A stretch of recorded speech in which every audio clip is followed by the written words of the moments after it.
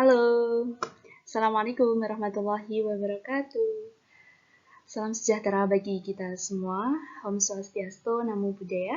Salam, salam, salam kebajikan. Pada kesempatan kali ini, saya akan menyajikan video terkait dengan micro teaching sebagai hasil tugas mata kuliah micro teaching dengan dosen pengampu saya yaitu yang terhormat Ibu Dr. Anda Mawanti MPD dari Pendidikan Geografi Fakultas Ilmu Sosial Universitas Negeri Yogyakarta.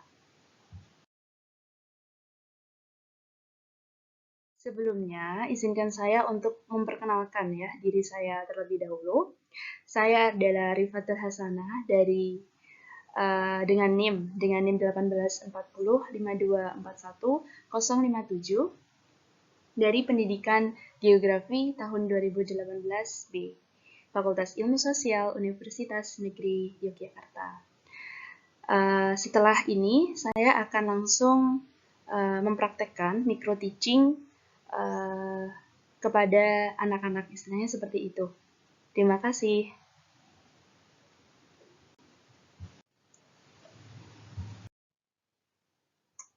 Oh ya, langsung saja ya, anak-anak kita mulai karena sudah datang, sebagian besar sudah datang, jadi langsung kita mulai ya. Baik, bismillahirrahmanirrahim. Assalamualaikum warahmatullahi wabarakatuh. Selamat siang, salam sejahtera bagi kita semua. Om Swastiastu, Namo Buddhaya. Salam, salam, salam kebajikan. Oh ya, anak-anak, sebelum kita mulai pelajaran geografi pada siang hari ini, alangkah lebih baiknya kita berdoa sesuai dengan kepercayaan kita masing-masing. Semoga pembelajaran pada hari ini dapat berjalan dengan lancar, dapat memberikan kebermanfaatan gitu ya. Berdoa, dimulai.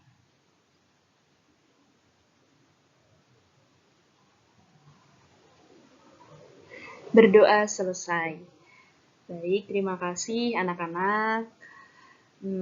Ibu senang banget nih udah bertemu sama anak-anak setelah libur semester genap. Karena ini semester ganjil dan kelas 11, jadi baru awal gitu. Ibu sangat senang bisa bertemu ini ya. Oke, pada kesempatan kali ini anak-anak akan bertemu dengan mata pelajaran geografi. Nah, mata pelajaran geografi kali ini. Oh ya, sebelumnya Ibu mau ini nih, tanya kabar dulu ke kalian. Gimana nih kabarnya? Setelah libur semester genap gitu ya, gimana nih kabarnya? Semua sehat ya, alhamdulillah, karena emang sekarang kan kondisinya seperti ini, jadi harus jaga kesehatan, harus olahraga yang teratur karena ya kondisinya rawan seperti ini gitu ya. Oke, kita langsung aja ya. Jadi selamat datang Ibu ucapkan kepada anak-anak semuanya pada mata pelajaran geografi ya, kelas 11 pada semester ganjil ini. Oke, langsung aja. Nah, sebelum kita masuk ke materi kita yang akan kita bahas nantinya, anak-anak, Ibu mau tanya nih kepada kalian. Kalian tahu nggak lagu dari Sabang sampai Merauke? Ada yang tahu? Tahu ya, karena ini udah istilahnya tuh udah kayak nggak asing gitu ya. Karena TK, SD kita udah sering banget untuk nyanyi-nyanyi atau mendengar lah. Setidaknya kita mendengar lagu dari Sabang sampai Merauke gitu ya. Oke, untuk istilahnya lebih mengenal ya ini. Nah, gini, untuk lebih mengenal Indonesia, alangkah lebih baiknya kita nyanyi bersama-sama ya. Ini katakanlah untuk refreshing lah gitu, untuk refreshing karena nantinya kita akan memulai pelajaran geografi. Tapi ini masih ada hubungannya kok. Ini masih ada hubungannya dengan materi yang akan kita bahas nantinya gitu. Oke? Kita nyanyi bersama-sama ya. 1, 2, 3. Dari Sabang sampai Merauke berjajar pulau-pulau. Yang semangat yuk. Sambung menyambung menjadi satu, itulah Indonesia. Indonesia tanah airku, aku berjanji padamu, menjunjung tanah airku Indonesia. Ore, siap-siap. Mantap, terima kasih anak-anak. Oh ya, jadi seperti yang Ibu katakan tadi, ini masih ada hubungannya ya, masih ada hubungannya dengan materi yang akan kita bahas. Oh ya, sebelumnya Ibu mau tanya dulu nih, apa yang bisa ditarik nih dari lagu dari Sabang sampai Merauke ini? Ada yang bisa kasih pendapat gitu? Ya, benar. Jadi ini hubungannya sama tanah air kita ya, dengan Indonesia. Bahwa Indonesia ini tanah air kita loh. Oh, ini Indonesia itu ini loh, kayak gitu ya. Mantap. Oke, langsung ya. Nah, ini. Pada kesempatan kali ini kita akan membahas ya lebih dalam lagi terkait dengan apa? Terkait dengan posisi strategis Indonesia sebagai poros maritim dunia.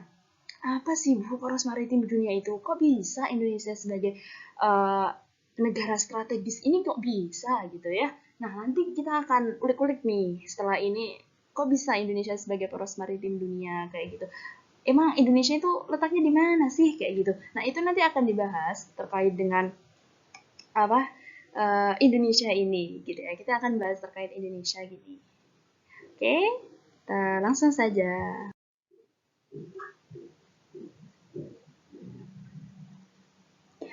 Sebelumnya, sebelum kita masuk ke poin pembelajaran kita, alangkah lebih baiknya kita tahu terlebih dahulu tujuannya kita belajar ini tuh apa? Tujuannya kita belajar tentang posisi strategis Indonesia sebagai poros maritim dunia itu apa? Nah, ini tujuannya. Ini ya anak-anak. Yang pertama yaitu nantinya anak-anak diharapkan mampu memahami letak, luas, dan batas Indonesia. Itu. Jadi setelah mempelajari ini anak-anak diharapkan mampu untuk memahami letak, luas, dan batas Indonesia. Yang kedua, diharapkan anak-anak dapat memahami Indonesia sebagai negara maritim. Ya. Yang ketiga, diharapkan mampu memahami Indonesia sebagai poros maritim. Dan yang terakhir, diharapkan dapat menyajikan contoh hasil penalaran tentang posisi strategis wilayah Indonesia sebagai poros maritim dunia dalam bentuk peta. Gitu ya. Emang peta itu kan hubungannya sama geografi. Jadi sudah tidak heran karena membuat peta itu geografi banget kayak gitu. Nah, terus ini ada peta konsep pembelajaran anak-anak. Nantinya kita akan bahas terkait dengan ini ya, posisi strategis Indonesia sebagai poros maritim dunia. Nah, nanti ada 3 hal yang akan kita pelajari, tapi untuk pertemuan pertama kali ini kita hanya akan mempelajari terkait dengan letak, luas, dan batas Indonesia, yang mana nantinya akan dibagi lagi menjadi 2, yaitu terkait dengan letak fisiografis dan letak sosiografis. Nanti juga pertemuan selanjutnya akan mempelajari terkait Indonesia sebagai negara maritim dan Indonesia sebagai poros maritim. Gitu ya. Nanti poros maritim juga akan dibagi lagi menjadi 3. Itu ada konstruksi Indonesia sebagai poros maritim dunia, program pembangunan kelautan jangka panjang, dan program Quick Wins. Gitu ya. Oke, lanjut. Nah, ini nih, kita nantinya akan, di sini kita langsung aja, nanti terkait dengan letak, luas, dan batas Indonesia. Yang akan kita pelajari nanti itu ini, letak, luas, dan batas Indonesia. Oke. Nah, ini ada peta Indonesia. Oke, ada yang tahu lah, ini teman-teman, ini apa yang dapat disimpulkan nih dari peta ini? Mungkin ada yang mau berpendapat. Ayo, silahkan. Oh, betul, ya. Indonesia ternyata memiliki laut yang luas gitu ya.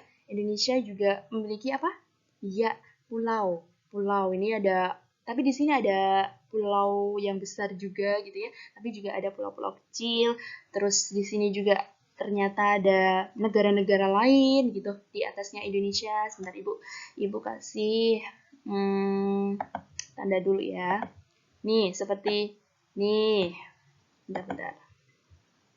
Seperti, nah ini ternyata ada negara-negara lain loh di sebelah Indonesia gitu. Indonesia nggak sendiri loh kayak gitu. Nah itu juga nanti akan dipelajari gitu. Nah ini, oke, Indonesia itu berbentuk kepulauan. Kenapa? Ada yang tahu? Ya, karena Indonesia itu memiliki banyak pulau sehingga disebut sebagai memiliki bentuk kepulauan dan memiliki 13.487 pulau besar dan kecil. Itu sangat banyak loh ya. 13.487 pulau besar dan kecil serta sekitar 6.000 diantaranya itu tidak berpenghuni. Yang tidak berpenghuni aja 6.000 anak-anak. Jadi ini sangat luar biasa ya yang dimiliki Indonesia. Terus di sini juga ada luas daratan Indonesia itu mencapai 1.922.570 km persegi dan luas perairannya itu 3.257.453 km persegi. Ini bisa dikatakan ternyata Indonesia itu luas perairannya itu lebih besar dibandingkan dengan luas daratannya ya.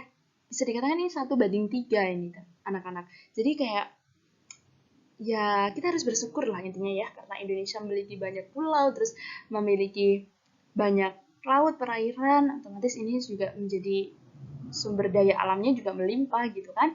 Jadi kita harus bersyukur memiliki Indonesia gitu. Selain itu, Indonesia ternyata juga memiliki 5 pulau besar. 5 pulau besar itu apa aja? Sumatera, ada Jawa, ada Kalimantan, ada Sulawesi, dan ada Papua. Nah, tapi yang di sini yang paling besar itu ada di maksudnya luasnya ya. Itu ada di Kalimantan, terus ada di Sumatera, terus ada di mana lagi? Papua, ya. Terus Sulawesi, yang terakhir adalah di Jawa. Tapi pada kenyataannya di Jawa malah yang penduduknya itu malah yang terpadat gitu ya. Padahal luasnya itu paling kecil dibandingkan dengan pulau-pulau lain, yang pulau besar lain maksudnya ya. Itu paling kecil gitu. Tapi penduduknya malah yang terpadat. Itu beda bahasan lah ya. Tapi ini emang gak apa-apa kita sampaikan kayak gitu. Oke, lanjut ya. Nah, sekarang seperti yang ada di peta konsep tadi bahwa ada letak fisiografisnya kan? Tadi kan letak batas dan yang Indonesia tadi. Nah, itu kan dibedang menjadi dua. Ada letak fisiografis dan letak sosiografis. Nah, kita pelajari yang pertama yaitu letak fisiografis. Nah, letak fisiografis ini masih dibagi lagi bermacam-macam. Yang pertama yang akan kita bahas itu terkait dengan letak astronomis. Apa sih letak astronomis itu? Iya, letak astronomis. Jadi, letak astronomis ini itu berkaitan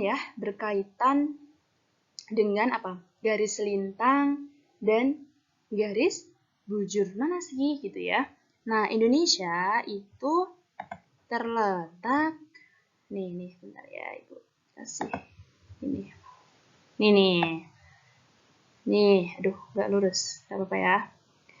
Nih, Indonesia itu ternyata terletak di 6 derajat lintang utara nih sampai 11 derajat lintang selatan ya kan. Terus bujurnya di 95 bujur timur sampai 141 bujur timur. Aduh maaf ya nggak rapi. Tapi nggak apa-apa. Intinya kalian paham. Ini ya. Letak astronomis Indonesia tuh ini gitu. Di antara 6 derajat LU sampai 11 derajat LS dan 95 derajat bujur timur sampai 141 derajat bujur timur. Terus apa sih Bu? Maksudnya ini tuh apa? Terus apa dampaknya untuk Indonesia tuh apa gitu? Nah, ini kita bahas di sini. Nah, ini dampak letak astronomis gitu ya. Dampak letak astronomis. Hmm, Indonesia tadi gitu. Apa? Yang pertama adalah iklim tropis. Indonesia memiliki iklim tropis. Nah, kok bisa gitu ya? Ya karena Indonesia itu kan berada pada garis khatulistiwa tadi kan, berada pada garis khatulistiwa. Sehingga Indonesia itu juga memiliki iklim tropis. Nah, cirinya iklim tropis apa? Cirinya iklim tropis adalah sinar mataharinya itu sepanjang tahun itu ada gitu. Jadi Indonesia tuh kayak negara yang beruntung karena tersinar oleh matahari sepanjang tahun kayak gitu. Nah, kalau udah sinar matahari sepanjang tahun kayak gitu, dan tadi seperti yang telah kita bahas bahwa Indonesia kan memiliki perairan yang luas gitu ya, terus memiliki pulau juga banyak gitu. Nah, di sini otomatis panasnya itu juga tinggi ya kan, maksudnya kayak panasnya itu ada, terus juga adanya airnya juga banyak, sehingga akanlah timbul penguapan. Nah, penguapan ini sehingga di Indonesia itu penguapannya tinggi, ya kan? Sehingga juga menyebabkan kelembapan udaranya itu juga akan tinggi gitu. Nah, penguapan tinggi, kelembapan udara tinggi itu menyebabkan apa sih, Bu? Yaitu akan menyebabkan curah hujannya Indonesia juga akan tinggi dong, karena kelembapan udaranya tinggi tadi, sehingga curah hujannya juga akan tinggi. Nah, curah hujan tinggi akan berpengaruh pada apa? Ya, curah hujan tinggi akan berpengaruh pada tanahnya. Tanah Indonesia akan memiliki tanah yang subur karena curah hujannya yang tinggi gitu. Oke, terus dampaknya lagi yaitu terdapat 3 daerah zona waktu yang berbeda, yaitu ada di waktu Indonesia Barat, waktu Indonesia Tengah, dan waktu Indonesia Timur. Kayak gitu, karena Indonesia kan luas tadi ya, jadi ada perbedaan zona waktu kayak gitu. Baik,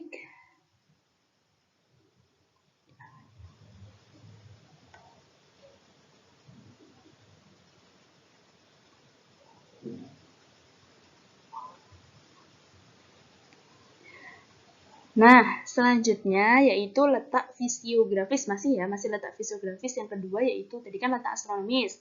Yang sekarang yaitu letak geografisnya, letak geografis Indonesia. Nah, letak geografis Indonesia itu ditunjukkan ini. Letak geografis, apa sih letak geografis? Ada yang tahu? Iya, apa? Jadi, letak geografis itu erat kaitannya dengan kayak suatu tempat ya, atau suatu letak suatu tempat lah gitu ya, letak suatu tempat yang berkaitan dengan tempat itu yang sebenarnya gitu, tempat yang sebenarnya itu gitu. Itu letak geografis. Nah, letak geografisnya Indonesia itu apa? Coba di sini saya berikan. Nah, ini sudah terlihat jelas bahwa Indonesia itu diapit oleh dua benua ya, diapit oleh dua benua, yaitu benua Asia ya dan benua Australia. Terus diapit apa lagi? Betul, dua samudra, yaitu Samudra Hindia dan Samudra Pasifik. Itu ya, itu letak geografis Indonesia, diapit oleh dua benua dan dua samudra. Terus dampaknya apa Bu gitu? Nah, dampaknya dari letak geografis Indonesia yang diapit oleh dua benua dan dua samudra tadi, yang pertama yaitu Indonesia terletak pada posisi silang atau strategis. Ya, karena apa ya? Tadi kan sudah bentuknya tadi kan silang kayak gitu. Nah, itu kan kayak pertemuan ya kan antar dua benua dan dua samudra, sehingga Indonesia tuh kayak menjadi posisinya tuh menjadi strategis ya, karena di antara dua benua dan dua samudra tadi kayak gitu. Terus Indonesia juga memiliki angin muson gitu. Selanjutnya yaitu terdapat dua musim di Indonesia, yaitu musim kemarau dan musim hujan. Karena apa ya? Indonesia kan tadi kan memiliki angin muson. Karena apa? Pengaruhnya apa ini? Jadi alasan Indonesia memiliki angin muson ya karena Indonesia tadi kan diapit oleh dua samudra tadi, ya, samudra yang tentunya besar kayak gitu. Nah, otomatis di sini ada hubungannya dengan Indonesia itu memiliki angin muson, terus ada dua benua juga tadi kayak gitu. Nah, angin muson itu otomatis kalau udah memiliki angin muson akan membawa dua musim ya, yaitu musim kemarau dan musim hujan. Oke, selanjutnya yaitu letak fisiografis yang selanjutnya ya, yaitu letak geologis Indonesia. Apa sih Bu letak geologis Indonesia? Geologis itu apa? Coba Ibu tanya. Geologis itu apa sih? Gitu. Apa coba? Batuan, betul. Apa lagi? Iya, ya. Jadi letak geologis itu erat kaitannya dengan struktur batuan. Jadi struktur batuan yang ada, penyusun batuan yang ada, kayak gitu. Pokoknya hubungannya sama batuan-batuan lah. Itu masuk ke geologis gitu. Nah, di Indonesia itu juga ini gitu. Nah, di sini udah terlihat bahwasannya Indonesia itu, bentar Ibu kasih tanda lagi. Nih, merah kali ya biar kelihatan. Nah, ini Indonesia itu diapit oleh 3 lempeng. Lempeng apa? Pertama, lempeng Eurasia. Terus, lempeng Pasifik. Terus, lempeng India, Australia. Nah, Indonesia aja udah diapit oleh 3 lempeng.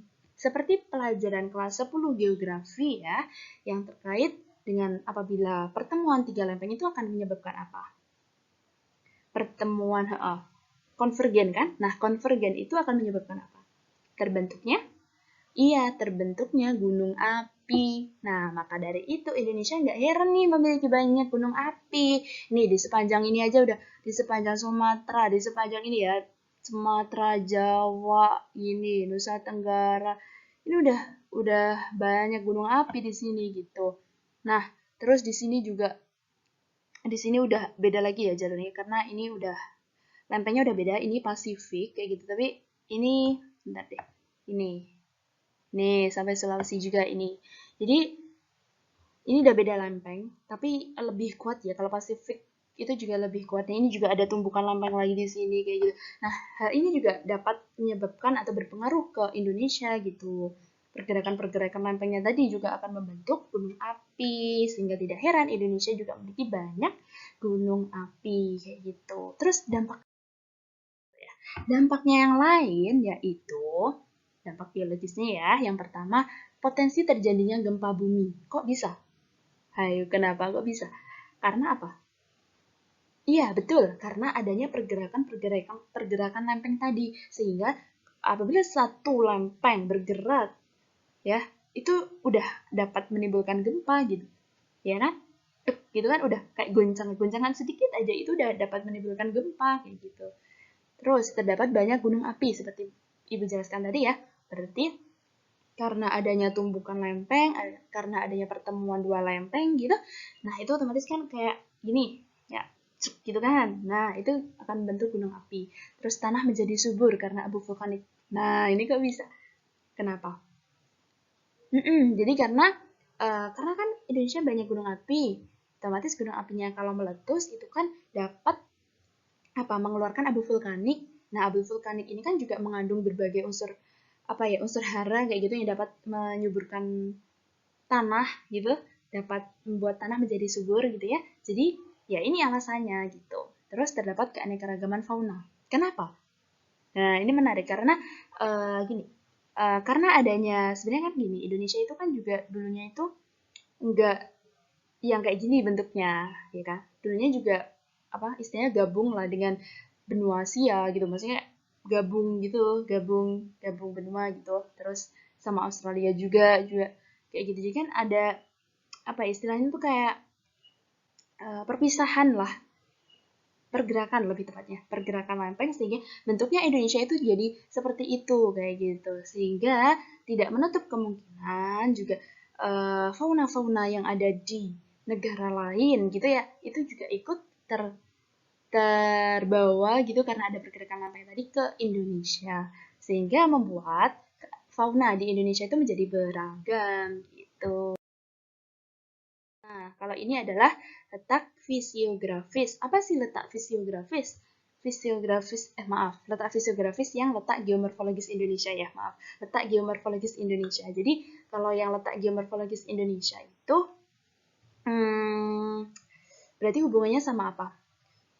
Sama kenampakan, kan geomorf. Jadi, kenampakan permukaan buminya itu, gitu. Jadi, kenampakannya itu seperti apa, gitu. Nah, ini juga ada dampak-dampaknya nih. Dampaknya apa? Adanya suhu yang berbeda-beda sangat berpengaruh pada jenis tanaman. Misal tanaman yang berada di dataran tinggi akan berbeda dengan tanaman yang berada di dataran rendah. Apa itu namanya?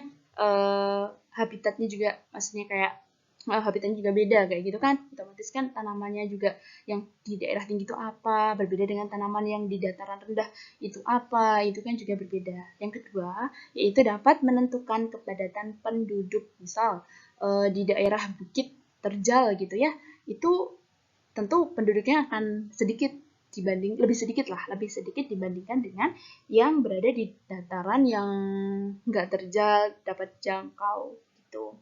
Terus, selanjutnya yaitu perlu menghitungkan morfologi daerah sebelum membangun bangunan seperti jembatan, gedung, jalan, dan sebagainya. Ini jelas karena istilahnya dalam pembangunan itu harus memperhatikan ya morfologinya itu. Itu jelas karena nanti juga akan bahaya kalau nggak diketahui kayak gitu ya bangunannya itu. Nah, ini letak maritim Indonesia. Nah, bentar. Ya, letak maritim Indonesia. Nah, tadi seperti udah kita bahas nih maritim. Apa sih Bu maritim itu? Nah, maritim itu berarti hubungannya berarti terkait dengan kelautan. Indonesia itu memiliki banyak laut sehingga disebut sebagai negara maritim. Nah, itu membuat Indonesia itu letak maritimnya apa? Dampaknya itu apa gitu. Nah, dampaknya yaitu yang pertama, adanya usaha di bidang pelayaran, perikanan, serta pelabuhan di wilayah Indonesia yang menyebabkan Indonesia itu mempunyai potensi ekonomi besar untuk dikembangkan ya. Ya, jelas karena Indonesia memiliki banyak perairan kayak gitu. Nah, itu akan membuat ini menjadi peluang untuk Indonesia di bidang pelayaran, perikanan gitu dan membuat pelabuhan gitu ya. Itu akan memberikan dampak positif juga untuk Indonesia. Ada dampak positifnya maksudnya. Terus yang kedua yaitu Indonesia memiliki posisi penting dalam percaturan politik ya karena wilayah Indonesia yang strategis tadi juga berpengaruh dan perairannya juga berpengaruh. Nah, kalau ini adalah batas perairan laut negara Indonesia. Nih ya, ada laut teritorial, ada zona ekonomi eksklusif, ada landas kontinen. Kalau laut teritorial itu 12 mil. Maksudnya panjangnya itu dari garis pantai yang terluar itu sejauh 12 mil. Itu namanya teritorial. Apa sih teritorial? Kalau teritorial itu berarti berkaitan dengan wilayah kekuasaan Indonesia. Jadi Indonesia berhak ngapain aja di wilayah itu, gitu ya. Itu sepanjang 12 mil. Terus zona ekonomi eksklusif. Kalau zona ekonomi eksklusif itu artinya Indonesia itu namanya ekonomi berarti hubungannya sama kegiatan ekonomi, mengambil sumber daya alamnya misal, mengelola sumber daya alamnya gitu ya misal. Nah di situ Indonesia berhak di situ. Eksklusif apa maksudnya? Ya udah itu berarti negara lain nggak berhak untuk mengambil sumber daya alam di situ dan itu 200 mil itu panjang gitu loh. Jadi kalau ada negara lain di situ untuk lewat boleh, Tapi kalau untuk mengambil itu udah nggak boleh. Tapi kalau di laut teritorial tadi itu harus izin ya. Misal ada kapal asing gitu datang ke Indonesia itu harus izin gitu. Terus yang selanjutnya yaitu landas kontinen. Kalau landas kontinen itu berarti luasnya Indonesia ya gitu sejauh ya. Ini landas kontinen itu berarti hubungannya sama benua. Jadi nanti diukurnya itu ada yang dalamnya, ada yang panjangnya. Kalau dalamnya itu sekitar 200 meter.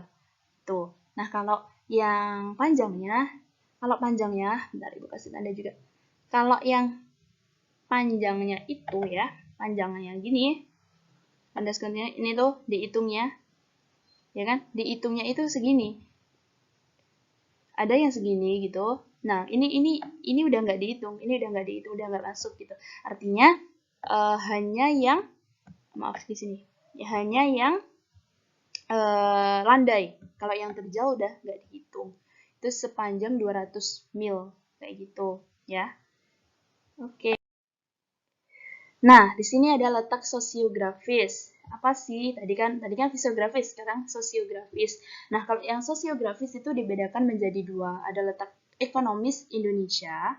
Nah, itu ternyata Indonesia itu terletak antara dua benua. Seperti udah dijelaskan tadi ya, terletak antara dua benua, antara benua Asia dan benua Australia.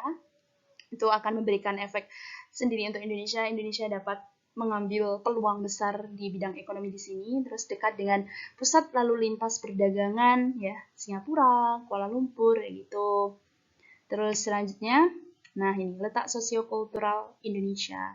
Nah, Indonesia terletak di perempatan jalan antara benua Asia dan Australia yang menimbulkan akulturasi ya, karena pertemuannya tadi itu otomatis ada budaya-budaya asing yang juga masuk, yang apabila itu sesuai dengan Indonesia itu pasti akan menjadi akulturasi kayak gitu. Itu efek positif atau dampak positif kayak gitu. Terus ada kerjanya sama ya, ada kerjasama antar negara tetangga kayak gitu, itu juga efek positif seperti ASEAN Games di Asia seperti itu.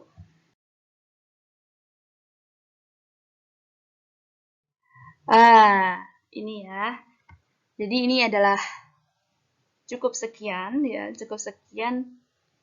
materi ya pada pertemuan hari ini. Semoga dapat dipahami, semoga dapat diambil hikmahnya juga gitu. Jadi terima kasih buat anak-anak. Semoga selanjutnya lebih bersemangat lagi gitu ya untuk mempelajari geografi kayak gitu. Nah,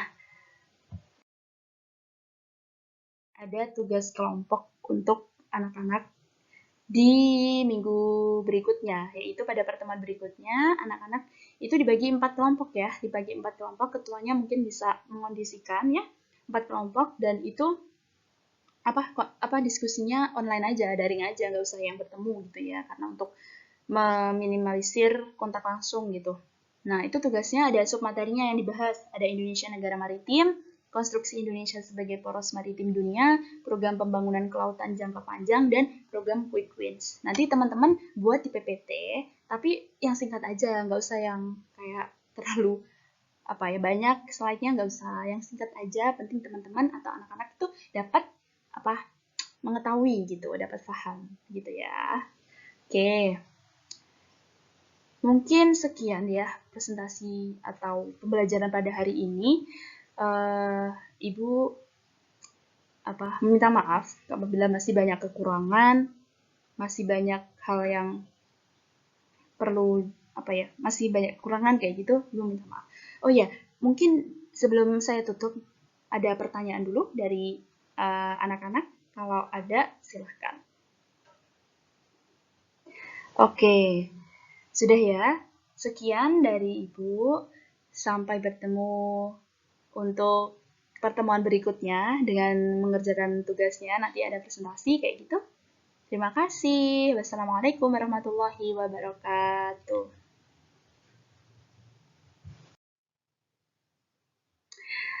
Baik, sekian micro teaching dari saya. Mohon maaf apabila masih banyak kekurangan. Mohon maklum dan sekian. Terima kasih. Salam sehat. Wassalamualaikum warahmatullahi wabarakatuh.